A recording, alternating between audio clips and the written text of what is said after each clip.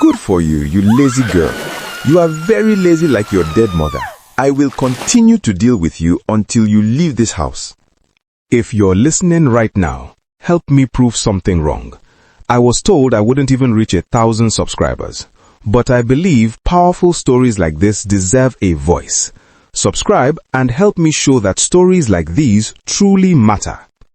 In a beautiful town in Nigeria, there lived a little girl named Ije. Her name meant journey, and her life was truly a wonderful journey filled with love and happiness. Ije lived in a big house with a red roof and a garden full of colorful flowers. Every morning she would wake up to the sweet smell of her mother's cooking. Her mother, Adana, was a kind nurse who wore white uniforms and helped sick people get better at the hospital. Adana had the warmest smile in the whole world, and she loved Ije more than anything.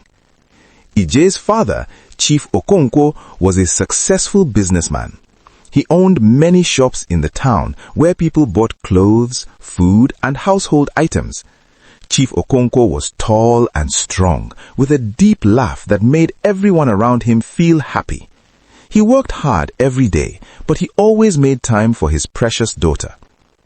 Every evening, when Chief Okonkwo came home from work, Ije would run to the door shouting, "Papa, Papa!" He would lift her high up in the air and spin her around until she giggled with joy. Then they would sit together and he would tell her stories about his day, while she told him everything she learned at school. Ije's school was Green Valley Academy, the best school in town. It had tall buildings, a big playground with swings and slides, and teachers who truly cared about their students. Ije's school bag was always filled with new books and colorful pencils. She loved learning and was one of the smartest students in her class. On weekends, Adana would braid Ije's hair into beautiful patterns while singing sweet songs. Sometimes they made small beads into the braids that clicked softly when Ije moved her head. Her mother always made sure Ije looked neat and beautiful. Ije had everything a child could want. Her room was filled with toys and books. She had pretty dresses for every day of the week. During holidays, her parents took her to fun places like the beach, where she built sand castles, or to the amusement park, where she rode on the merry-go-round. But more than all the nice things, what made Ije truly happy was the love that filled their home. Every night, both her parents would come to her room, kiss her forehead, and say, "Good night, our precious jewel. Sweet dreams." Ije would close her eyes feeling safe, loved, and completely happy. She thought her wonderful life would last forever. She had no idea that everything was about to change. It happened on a rainy Tuesday evening. Adana was driving home from the hospital after a long day of helping patients. The roads were slippery and wet. A big truck came speeding around the corner and crashed into her car. The news came to Chief Okonkwo like a thunderbolt. His beloved wife, his Adana, was gone forever. When Ije heard what happened, she screamed so loud that the neighbors came running. "No, no, Mama, I want my Mama," she cried. Tears poured down her face like a river. Her father held her tight, but he was crying too. Big silent tears rolled down his cheeks as he rocked his daughter back and forth.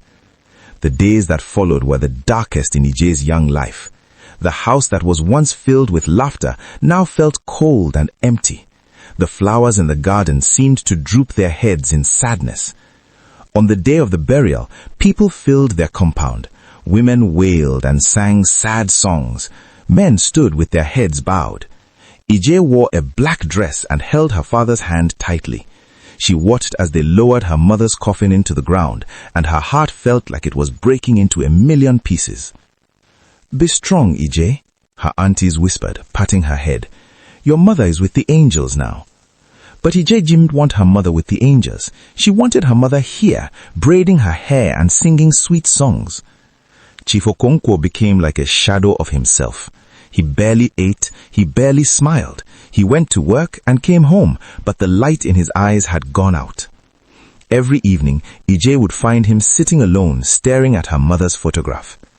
6 months passed slowly like a long, sad dream. Then one day, Chief Okonkwo brought home a woman named Uju. She was younger than Adana had been, with a round face and bright eyes. "Ije, my daughter, Uju is going to be my new wife. She will help take care of us." Ije's heart felt tight in her chest. Nobody could replace her mother, but she said nothing. To Ije's surprise, Uju was very kind to Ije. On the first morning, Uju made Ije's favorite breakfast, pancakes with honey. "Good morning, sweetheart," she said with a warm smile. "I hope you slept well." Uju helped Ije with her homework every evening. When Ije struggled with her mathematics, Uju sat patiently beside her, explaining the problems over and over again until Ije understood.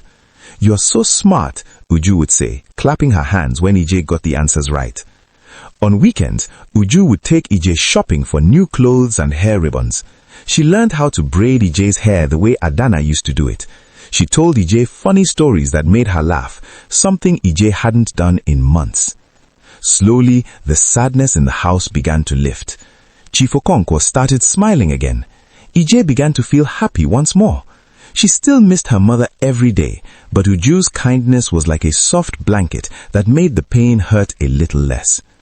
"Thank you for being nice to me," Ije whispered to Uju one night. Uju hugged her close. "You're a wonderful girl, Ije. I'm lucky to have you as my daughter." 3 months after the wedding, Uju had big news. She gathered Ije and Chief Okonkwo in the living room, her eyes shining with excitement. "I'm going to have a baby," she announced. Chief Okonkwo jumped up with joy and hugged her wife. Ije smiled too. She was going to be a big sister. Everything seemed perfect again. But deep inside Uju's heart, something dark was beginning to grow. Something that would soon change everything once more. 9 months later, Uju gave birth to a beautiful baby girl. They named her Amara, which means grace. Chief Okonkwo was overjoyed. He threw a big party to celebrate his new daughter. There was music, dancing, and plenty of food for everyone. At first, everything seemed wonderful. Ije loved her little sister. She would rock Amara's cradle and sing to her softly. She helped change her diapers and gave her warm baths. Being a big sister filled Ije's heart with joy. But slowly, like clouds covering the sun, Uju began to change. It started with small things. "Ije, please wash these bottles for Amara," Uju would say. Then it became, "Ije, clean the kitchen. Ije, sweep the compound. Ije, wash the clothes." The years passed and the chores grew heavier and heavier. Ije was now a young woman of 22 years old. She should have been in university, studying to become something great like her mother. But instead, she had become a servant in her own house. Every morning, Ije woke up at 5 o'clock before the sun even rose. She had to sweep the entire compound, clean all the rooms, prepare breakfast for the family, and wash the dishes. Her hands became rough and calloused from all the scrubbing and cleaning. Meanwhile, Amara, who was now 12 years old, did nothing. She would lie on the sofa watching television while Ije worked. She wore beautiful dresses and went to the best school, just like Ije used to do. Amara had everything, while Ije had become like Cinderella in her own home. "Ije, this floor is not clean enough. Scrub it again," Uju would shout, her voice sharp like a knife. "But Mama Uju, I've already cleaned it 3 times, Ije would say quietly, her body tired and aching. "Don't talk back to me. Do you want to sleep outside tonight? Now, scrub." Ije would get on her knees and scrub the floor again, tears falling from her eyes and mixing with the soapy water. One evening, Chief Okonkwo came home early from work. Ije ran to him, her eyes red from crying. "Papa, please, you have to listen to me," she begged. "Mama, would you treat me like a slave? She makes me do all the work in the house. I'm tired, Papa. I want to go to school like other young people my age. I want to have a future." Chief Okonkwo looked at his daughter, but his mind was far away, thinking about business deals and money. "Ije, you are exaggerating," he said, waving his hand dismissively. "Uju is your mother now. She's just teaching you how to be a responsible woman. Every girl needs to learn how to take care of a home." "But Papa..." "Enough!" Chief Okonkwo's voice was firm. "I work hard every day to provide for this family. The least you can do is help around the house. Don't bring me these complaints again. I'm too busy for this nonsense." EJ's heart shattered into pieces. Her own father didn't believe her. The man who once lifted her up and called her his precious jewel now looked at her with disgust. Uju's lies had poisoned his mind completely. EJ's only comfort was dancing. Late at night, when everyone was asleep, she would quietly dance in the backyard under the moonlight. Moving her body to imaginary music made her feel free, even if just for a few minutes. Dancing reminded her of the happy girl she used to be. One afternoon, EJ saw a poster for a dance competition at the town hall. Her heart leapt with excitement. For the first time in months, she felt a spark of hope. She gathered all her courage and approached Uju in the kitchen. "Mama Uju, please, may I go to the dance competition next Saturday? Just to watch? I promise I'll finish all my chores first." Uju's eyes turned dark and dangerous. "Dance competition? So you can go and disgrace this family? You want to shake your body like those useless girls on the street?" "No, Mama Uju. I just want to watch. I love dancing, please." "I said no," Uju screamed. But EJ, desperate and tired of being crushed, made a terrible mistake. She said, "But it's not fair. Amara goes out whenever she wants. Why can't I?" Before EJ could finish, Uju grabbed the pot of hot water boiling on the stove. In one swift, evil motion, she threw it at EJ's face. "Ah!" EJ's scream shook the entire house. The scalding water hit her face and neck, burning her skin instantly. She fell to the floor, writhing in agony, her hands covering her burning face. "What happened? What's going on?" Chief Okonkwo rushed into the kitchen. Uju immediately started crying loudly. Oh no, it was an accident. I was carrying the pot to drain the water and EJ bumped into me. The water spilled on her. Oh, my poor child." EJ tried to speak through her pain. "No, Papa, she threw it." "Quick, we need to take her to the hospital," Chief Okonkwo shouted. At the hospital, the doctor treated EJ's burns. Her beautiful face was now scarred and blistered. When Chief Okonkwo asked what happened, Uju stuck to her story. "It was an accident, doctor. A terrible, terrible accident." And Chief Okonkwo believed her. He always believed Uju. EJ lay in the hospital bed, bandages covering half her face, and realized the bitter truth. Uju hadn't just burned her skin. She had burnt away any hope EJ had left. When the bandages finally came off, EJ stared at herself in the mirror. The burn had left a scar that ran from her left cheek down to her neck. But strangely, it didn't make her ugly.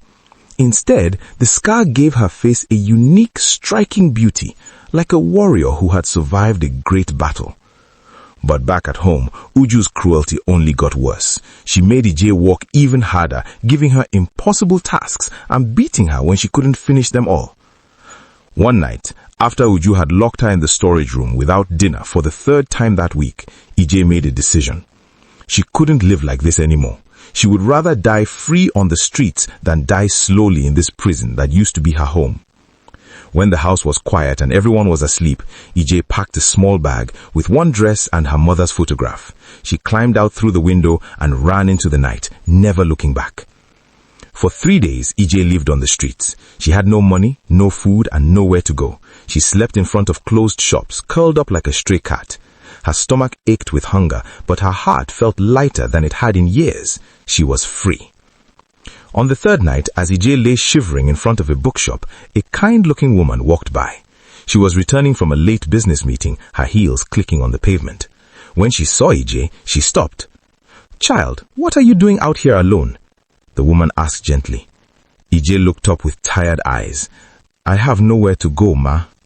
Her heart melted. "Come with me. You can't sleep here." She took EJ to her hotel room, ordered hot food and gave her clean clothes. As EJ ate hungrily, the woman introduced herself as Mrs. Chioma. "Now, tell me, what happened to you?" Mrs. Chioma asked softly. And EJ told her everything. About her mother's death, Uju's wickedness, the hot water, her father's blindness to the truth, and her escape. Tears rolled down Mrs. Chioma's face as she listened. "I understand your pain more than you know," she said softly. "I too had a wicked stepmother who made my life miserable, but I survived, and so will you." Mrs. Chioma lived in a different town and had only come for a brief business meeting. "Pack your things. You're coming home with me." Within days, Ije found herself in a new town, in a comfortable home filled with warmth and kindness. Mrs. Chioma registered her in a good school to complete her education. When Ije mentioned her love for dancing, Mrs. Chioma's eyes lit up. "Then you must dance." She immediately registered Ije in the best dance club in town. Ije threw herself into her new life with passion. She studied hard at school, getting top grades in all her subjects. At the dance club, she practiced every day, her body moving with grace and power. The instructors were amazed by her talent. To show her gratitude, Ije took care of Mrs. Chioma's house. She cooked delicious meals, kept everything clean, and made the home feel warm and happy. But this time, it wasn't slavery. It was love and appreciation. "You don't have to do all this," Mrs. Chioma would say. "I want to," Ije would reply with a smile. "You saved my life." For the first time since her mother died, Ije was truly happy. She had found a new mother, a new home, and a new chance at life. Every night she would look at her mother's photograph and whisper, "Thank you, Mama, for watching over me." Her journey was far from over, but finally she was no longer broken. Back in Chief Okonkwo's house, life continued as if nothing had happened. When Uju told him that Ije had run away, he simply shrugged his shoulders. "She is an adult now. If she wants to be foolish and ungrateful, let her go," he said coldly, returning to his newspaper. Uju smiled wickedly. Her plan had worked perfectly. Ije was gone, and now the house truly belonged to her and Amara alone. But as weeks turned into months, something began to change inside Chief Okonkwo. Late at night, he would wake up remembering little Ije, the way she used to run to him shouting, "Papa, Papa," when he came home from work. He remembered her laughter, her bright eyes, and how much she looked like her mother Adana. One evening, he walked past what used to be Ije's beautiful bedroom, now Amara's room. He saw old photographs on the wall and picked up one of Ije as a little girl sitting on his shoulders with the biggest smile on her face. His heart cracked open like an egg. "What have I done?" he whispered to himself, tears filling his eyes. "My daughter, my precious daughter, where is she?" He rushed to find Uju. "We need to find Ije. We need to bring her back home." But Uju, afraid her lies would be exposed, discouraged him. "She's probably fine somewhere. Young people these days are rebellious. Give her time. She'll come back on her own." Chief Okonkwo didn't listen this time. He hired people to search for Ije everywhere. They went to neighboring towns, asked questions, and showed her photograph to strangers. But Ije had disappeared completely. She was in a different town, living a new life, and nobody knew where to find her. Every night, Chief Okonkwo sat in his study, holding Ije's photograph, crying like a baby. "I abandoned my child," he would say, his voice broken with guilt. "Adana, forgive me. I failed our precious girl." Meanwhile, in her new town, Ije was flourishing like a flower after rain. Her school announced a big quiz competition. Students from all over the state would compete, and the prize was a full scholarship to study anywhere in the world. When Mrs. Chioma heard about it, she encouraged Ije to participate. "You're brilliant, Ije. You can win this," she said with confidence.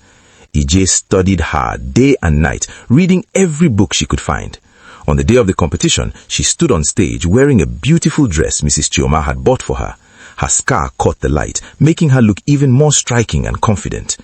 The questions were difficult: mathematics, science, history, current affairs, but Ije answered each one perfectly, her voice clear and strong.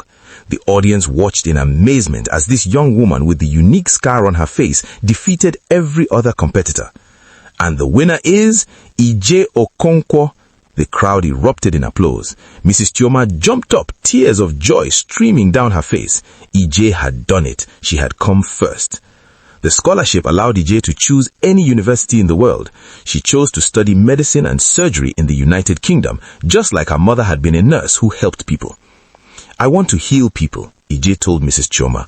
"I want to make my mother proud."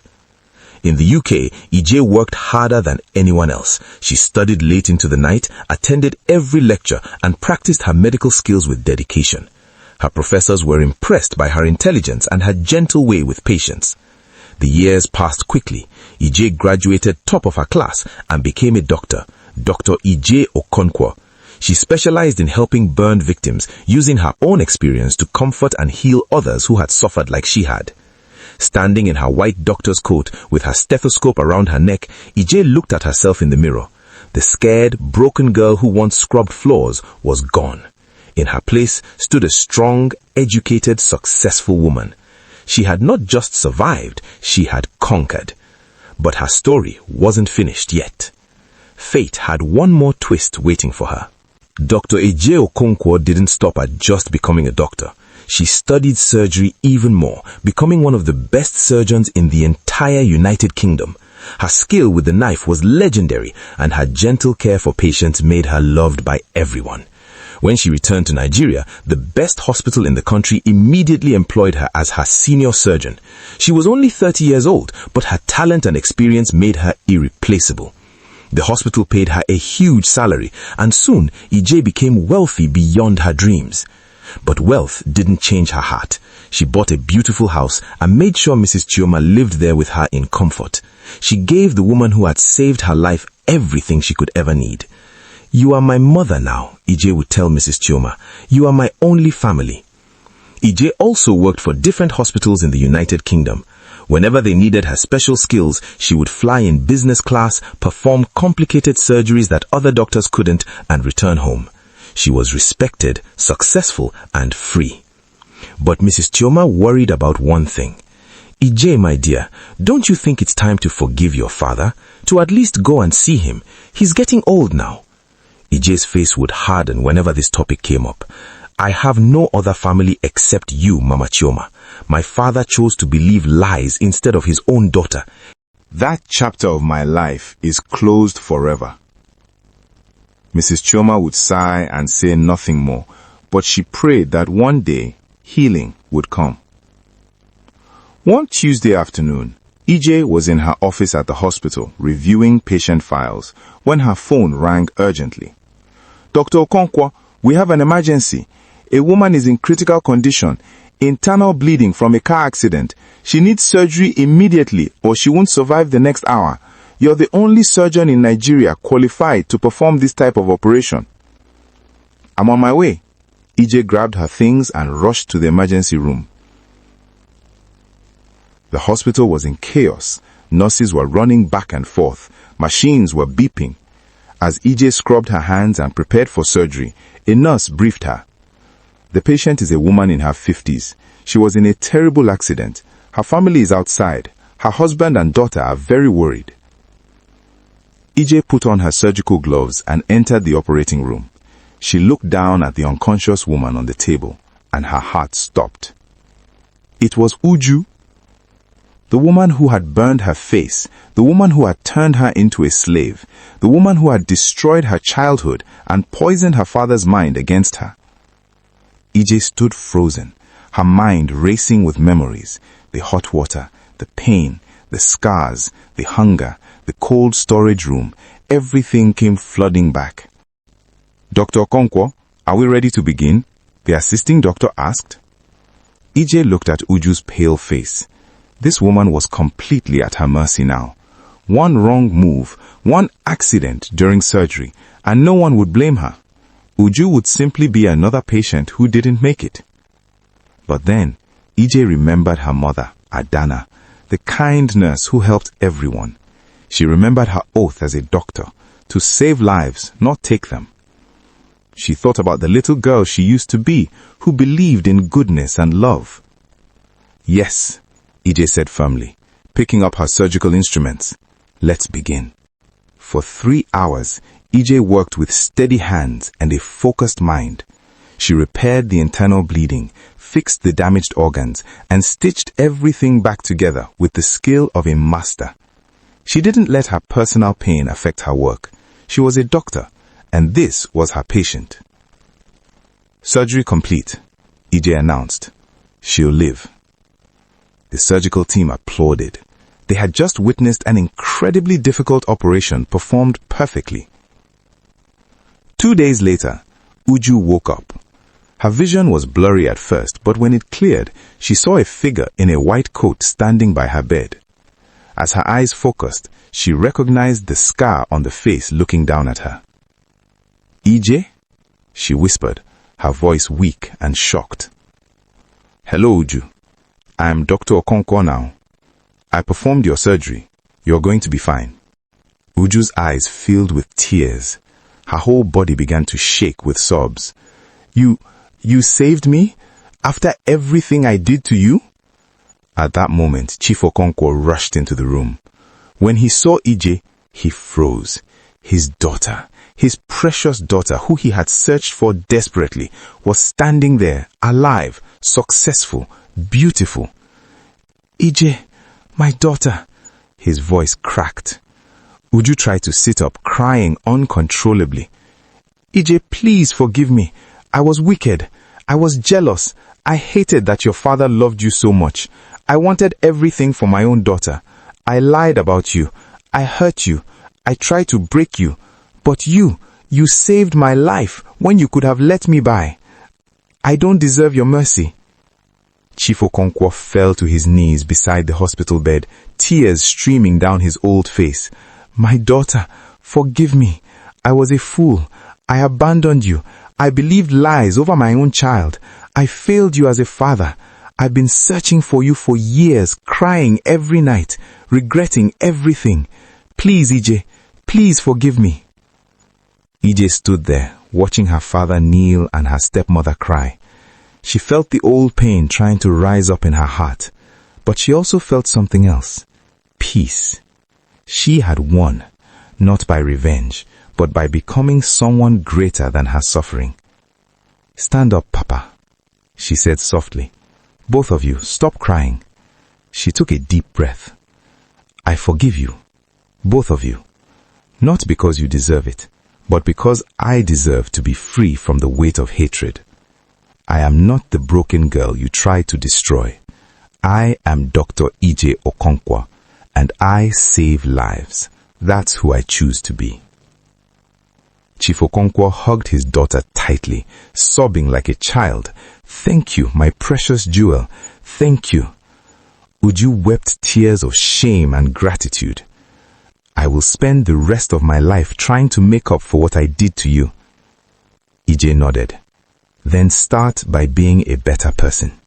Treat people with kindness. That's all I ask.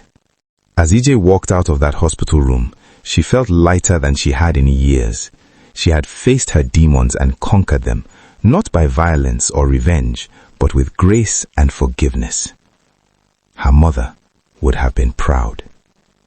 Moral of the story: no matter how badly people treat you or how much they try to break you, you can choose to rise above it. Your pain can either destroy you or make you stronger. Subscribe to my channel if you have not subscribed yet. Thank you so much for all the support. See you in my next video.